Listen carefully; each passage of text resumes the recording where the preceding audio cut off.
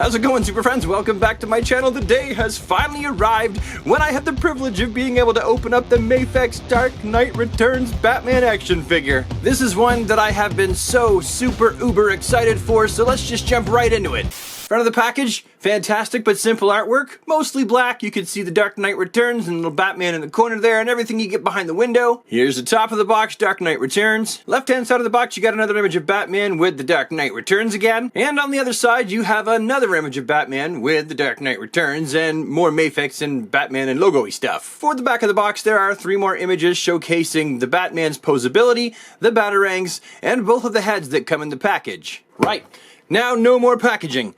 Let's get him out. Whoop. Oh, look at that. And there's artwork on the inside of the box. Anything else in there? Nope. That's it. And here he is, all out of his package, looking so darn awesome. Him and his 8 extra interchangeable hands and his 8 Batarangs and his oh so angry looking gritty teeth face. As far as I'm concerned, for me and my personal taste, this Batman figure is the be all and end all of Dark Knight Returns Batman figures, being a solid plastic figure with a cloth goods cape, but foregoing the cloth goods uniform. Seriously, this figure is absolutely epic looking. When you have this guy in hand, he totally impresses. At least that's how I feel.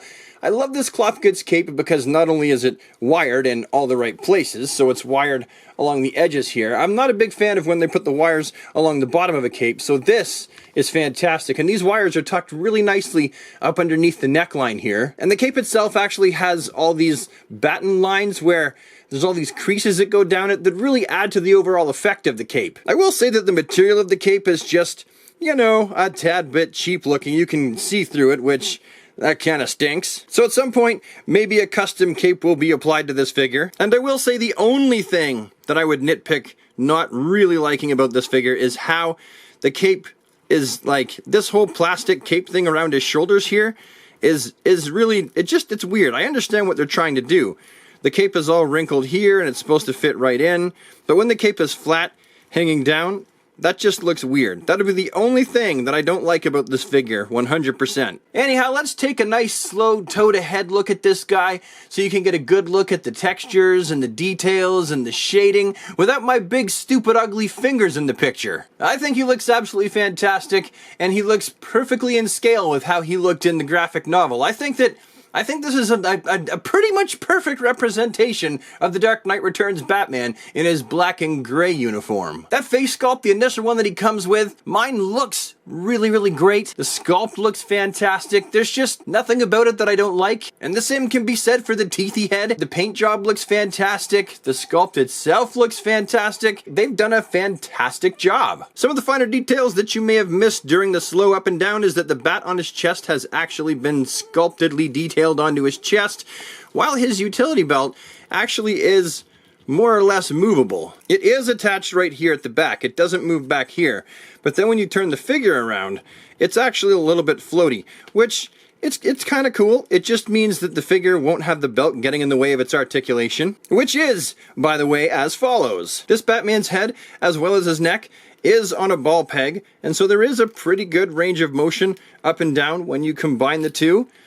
Not bad. This Batman does have a rounded hinge right here in the armpit, as well as what amounts to a butterfly hinge in there as well. It certainly increases that range of motion by a whole lot. That's really good. And that's fantastic because he's got such a big body that if he didn't have this butterfly here, it would really decrease his range of posability. He's got the bicep swivel. He's got a double jointed elbow that makes it so that he can go over 90 degrees, but still not perfect. However, he does have these big biceps, so I suppose we can forgive them. He's got the rounded hinges right here in the wrists, and the fists are all attached by a peg. Up inside his torso here, he's got a ball joint, and that's his torso articulation. Dude, that's a lot, as well as the same sort of setup in his waist. So for him to look down, that's pretty darn good. For him to look back, that's pretty darn good as well. So the posability for this guy from the waist up is going to be absolutely fantastic. When you get down to his groin, you can see he's got these 2 ball joints here. And also, not only are they ball joints, but you can see in his leg right here, they actually rotate. The ball fits into the leg. And they're also drop hinges. So when you combine all 3 of those points of articulation, you actually find yourself with a pretty Darn awesome range of motion. Combine that with the fact that he's got the double jointed knees, which crunch up nice enough, and they also look good as well. You know that double jointed knees can look ugly, and these don't look ugly, not one bit. No rotation at the top of the boot, so the only round and round motion is going to be up here at the top of the legs. But then for his feet, we can see he's got those rounded ball hinges and toe articulation, and the ball hinges are actually, are they pivots or are they just rounded pegs that go straight down? They are, okay, I can see inside, maybe you can't because it's too dark, but they're actually ankle pivots, not just pegs that go straight down. So, what a highly articulated Batman figure. This is fantastic. Okay, now let's do some comparisons. I must apologize, I don't have an untouched Mattel Dark Knight Returns Batman. These are both customs, but you get an idea of the size and scale of this guy's body in comparison to these two. And then here he is in between Mattel's version of the No Nipples Mutant Leader. Seriously, bro? Where the nipples at? As well as their version of Old Man Joker. There is a Mafex one coming out as well. I can't wait to get that one, but for now, this guy will have to do. He's not a bad figure, honestly. He's really not. If you don't own him, don't knock it till you tried it. It's not like crack. Don't do crack. You can't apply that to crack, but to Joker, yes. Here he is standing in between Mattel's Dark Knight Returns version of Wonder Woman and Superman, and as you can see, he actually doesn't scale too bad with Mattel's takes on these characters. I wonder if Mafex is actually going to give us a Superman too. They better! And then two more of Mattel Dark Knight Returns figures. You have Raver Shoes Flash and Carrie Kelly Robin. I happen to think that it's kind of cool that until that Carrie Kelly Batman 2-pack come out, you can just finally pose these two together, and they will look perfectly finely in scale together. Is that English? Darn it. And then while we're at it, why don't we snap a picture of him in between a custom DC Universe Classic / DC Superheroes Batman and also Mezco 1/12 Collective's version of a kinda futuristic Old Man Bats figure. And then finally here he is in between an arbitrary Batman Hush custom action figure made out of all kinds of parts. I just wanted to put him in here because I like the look of him. And also a Christopher Reeve custom Superman figure made out of a DC Multiverse Superman from McFarlane Toys. So now that we've gone through all this, we've looked at everything. Oh, wait a minute, I forgot. There's also an action figure stand. Yeah, it's just, okay, moving on.